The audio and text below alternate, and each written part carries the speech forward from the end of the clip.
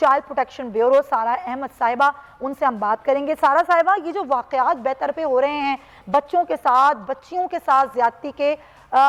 کیا معاملہ کیا ہے اور چائلڈ پروٹیکشن بیورو اس پر کس طرح کام کر رہا ہے؟ دیکھیں، بسم اللہ الرحمن الرحیم، سب سے پہلے تو کورس یہ بہت افسوسناک واقعات سامنے آ رہے ہیں، اور ایک چیز میں نے فرق یہ دیکھا ہے، پچھلے 2.5 سال سے میں نے چارج لیا یہاں پہ چائلڈ پروٹیکشن بیورو میں، اور میں نے ایک فرق یہ دیکھا ہے کہ پہلے رپورٹ کم ہوتے تھے، واقعات ہوتے تھے لیکن رپورٹ نہیں ہو رہے تھے، لیکن جب سے ہم نے ایک اویئرنیس کیمپین سٹارٹ کی، جو کہ مجھے لگتا ہے کہ میں شروع ہی آپ کی جو شو ہے نا وہ سٹارٹ کر رہی ہوں حل سے سلوشن کی طرف جا رہی ہوں، کہ جب ہم نے اویئرنیس کیمپین سٹارٹ کیا ہم نے دیکھا کہ واقعات ہماری ہیلپ لائن پہ زیادہ رپورٹ ہونے کے، لوگوں کے اندر آگاہی آ گئی اور اب انسیڈنٹس زیادہ رپورٹ ہوتے ہیں۔ not that I'm saying that this is good، لیکن ایٹ لیسٹ وہ رپورٹ ہو رہے ہیں اب، although میں اسٹرانگسٹ ورڈز میں کنڈیم کرتی ہوں، اور یہ بہت ہی زیادہ مذمت کرنے والی بات ہے جتنے واقعات بچوں کے ساتھ پیش آ رہے ہیں، کیونکہ بچے ہماری قوم کا ایک اثاثہ ہیں، اور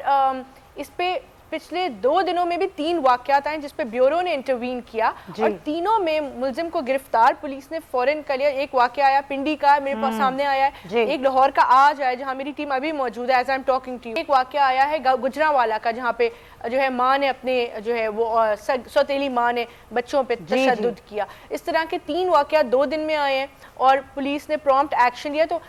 جہاں نیگیٹیوٹی ہے وہاں ہمیں ایک پازیٹیو اور کام بھی نظر آتا ہے پولیس کی طرف سے، ہمارے بیورو کی طرف سے، کہ کس طرح وکٹم کو جو ہے ریہیبلیٹیٹ کرنے کی ہم فیسلٹی دیتے ہیں، اور کس طرح ہم ماں باپ کو جا کے تعلیم دیتے ہیں کہ آپ آگاہی کریٹ کریں اور اپنے بچوں کو اکیلا نہ چھوڑیں۔ اچھا، کیونکہ یہ ایک تو معاملہ ہوا زیادتی کاری، ریپ کیسز الگ ہیں، اور اپنے بچوں پر ان کے ہی ماں باپ کا تشدد الگ ہے۔ ابھی ڈچکوٹ کا واقعہ جہاں ایک سگا باپ روزانہ اپنے بچوں پر تشدد کرتا ہے، بہیمانہ ان کو قیدیوں کی طرح رکھتا ہے، اور ایک ماں کا جو آپ نے ذکر کیا کہ سوتیلی ماں بچوں پر تشدد کرتی تھی، یہ وہ واقعات ہیں جن کی ہمیں پتہ چل گیا، میڈیا پر رپورٹ ہوئے یا سوشل میڈیا پر رپورٹ ہوئے۔ جو واقعات رپورٹ نہیں ہوتے، ظاہر ہے آپ لوگوں کو علم ہوتا ہے ان واقعات کا، اس پر آپ لوگ کیا ایکشن لیتے ہیں اور کیا ہوتا کیا ہے پھر ان واقعات کا؟ آپ نے کافی واقعات مینشن کیے، ایک میں آپ کو حیرت ناک واقعہ پریزنٹ کروں گی، بتاؤں گی اس کے بارے میں، وہ تھا راول پنڈی میں، یہ ہوا ہے سیٹرڈے کو، ابھی جو سیٹرڈے گزرا ہے، اپنی سگی ماں نے اپنی 8 ماہ کے انفنٹ بیبی کو جو ہے وہ خود مرڈر کرنے کی کوشش کی ہاسپٹل میں۔ So I mean it's unbelievable whatever is happening, اور کوئی اپنے بچے کے ساتھ یہ کیسے کر سکتا ہے آئی ڈونٹ نو، لیکن جو اس کے پیچھے وجوہات مجھے نظر آئی ہیں نا، ان میں سے سب سے بڑی وجہ ایک اوور پاپولیشن۔ ہمارے ملک میں غربت تو ہے 100%، ہمیں پتہ ہے کہ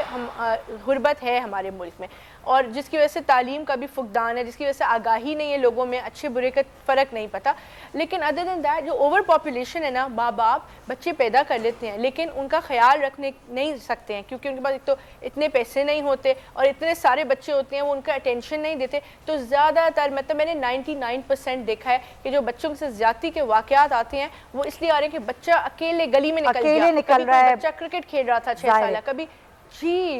جی ہاں پروٹیکشن نہیں ہے، اس طرح کی اویئرنیس نہیں ہے، حکومتی رائٹ پوائنٹ ٹیکن۔ لغاری صاحب ایک چیز آپ سے میں پوچھنا چاہوں گی، سارا میں آتی ہوں آپ کی جانب، لغاری صاحب ایک تو عجیب و غریب معاملات ہیں، یہ وجہ آبادی کا زیادہ ہونا، غربت کا بڑھنا، لوگوں میں تعلیم شعور کی کمی، بیسک وجہ کیا لگتی ہے کہ ماں باپ اپنے ہی بچوں کی جان لینے کے در پہ ہو گئے ہیں، جنسی ہراسگی کے واقعات بڑھ رہے ہیں، ریپ کیسز بڑھ رہے ہیں، قتل کے واقعات بڑھ رہے ہیں، کیا وجہ کیا ہے اس کے پیچھے میں؟ مایوسی، اکنامی، سب سے بڑی وجہ یہ ہے کہ معاشی ناانصافی جو ہے اور لوگوں کے لیے اپرچونٹیز کا کم ہو جانا، لوگوں کے وسائل روزگار کم ہو جانا، لوگوں کے لیے زندگی گزارنے کے ضروری وسائل کا نہ ہونا جو ہے وہ انتہا پسندی کی طرف لے جاتا ہے، اور اس کے علاوہ ایک ویسے بھی ایک سسٹم جو ہے وہ جرائم کی وہ کرتا ہے، جرائم کی پرورش کرتا ہے، سسٹم کرتا ہے، یعنی اگر آپ الاؤ کریں گے غلامانہ سسٹم کو تو وہ ایسے غلام پیدا کرے گا جو سدھائے ہوئے غلام ہوں گے، جو ان کے ساتھ کچھ بھی کر لیا جائے وہ اس پر آواز نہیں اٹھائیں گے۔ ایک ٹرائبل سسٹم ہے، قبائلی نظام ہے، قبائلی نظام کو کہتے ہیں یہ ہمارا کوڈ آف کنڈکٹ ہے. ہم زندگی اسی طرح گزارتے ہیں. ہم 6 عورتوں کو ایک گڑھا کھود کر زندہ گاڑ دیتے ہیں, اوپر مٹی ڈال دیتے ہیں, ہم سے کوئی بات نہ کرے, ہم سے کوئی گفتگو نہ کرے, اور یہ ہمارا سسٹم ہے, ہمارا یہ کوڈ ہے, اس کے اوپر کوئی بات نہیں کرے گا. باقاعدہ اس طرح ہوا کہ 6 عورتوں کو زندہ زمین میں گاڑ دیا گیا اور کسی کو بات کرنے کی اجازت نہیں تھی. وہ ٹرائبل چیف جو یہ کہہ رہا تھا, دیٹ ٹائم وہی واز منسٹر,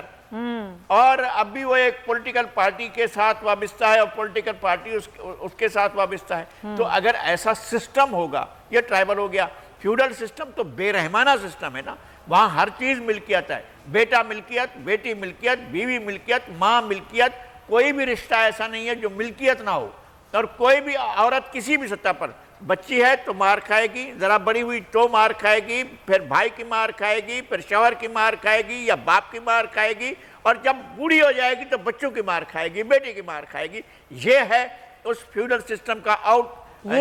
جو کچھ اس سے نکلتا ہے وہ یہ ہے. اور سب سے کمزور سیگمنٹ جو سوسائٹی کا ہوتا ہے وہ خاتون ہوتی ہے, وہ عورت ہوتی ہے. اس لیے بات یہ ہے کہ آپ انصاف تو کم از کم قائم کریں نا. بالکل. آپ ایک سوشل سسٹم کو تو چینج کریں. قانون پر عملداری نہ ہونا, سزائیں نہ ہونا, یہ بھی ایک وجہ ہے. آپ نے بالکل درست نشاندہی کی. سارا صاحبہ, یہ آپ نے جو راولپنڈی والے واقعے کا ذکر کیا, کل ہم نے اس کو پروگرام میں شامل کیا, اس پر بات بھی کی. اس بچے کے بارے میں بتائیے گا کہ اس بچے کو آپ نے اپنی کسٹڈی میں لے لیا ہے, اس کی اب حالت کیسی ہے, اور جو ماں ہے کیا اس کو گرفتار کروایا گیا تھا, اب کیا سچویشن ہے؟ جی, بچہ جو ہے اس کی حالت بہتر کی طرف جا رہی ہے. وہ تو of course institute of cardiology میں ایڈمیٹڈ ہے, لیکن وہ بیورو کی تحویل میں ہے. مطلب, اور اس کے پیرنٹس کو وہ چاہ رہے ہیں اس سے ملنا, لیکن اس کے والدہ چاہ رہی تھی ملنا کل, لیکن ان کو ملنے نہیں دیا گیا کیونکہ انہوں نے ہی اس پہ اٹیمپٹ کیا تھا ریپ کا. تو ہم نے بھی روکا, بیورو کی ٹیم نے, اینڈ ہاسپٹل انتظامیہ نے بھی روکا ان کو. تو بچہ سیف ہے, اس کی حالت میں امپروومنٹ ہے. جیسے ہی وہ پرفیکٹ کنڈیشن ہو جائے گی اس کی, تو بیورو ہمارا جو نرسری ہے لاہور میں, اس کو وہاں پہ شفٹ کر دیا جائے گا. اور جہاں میں نے ایک اور بات مینشن کرنی ہے, جو ابھی بات کر رہے تھے صاحب میرے بھائی, کہ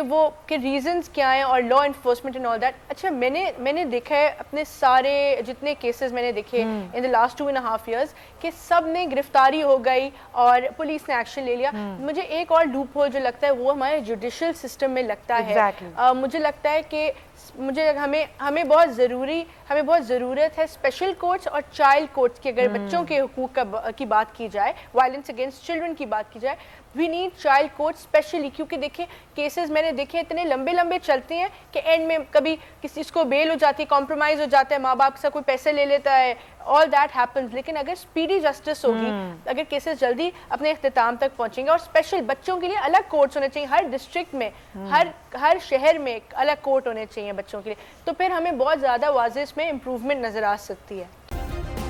سبسکرائب کریں اور بیل دبائیں تاکہ کوئی خبر رہ نہ جائے.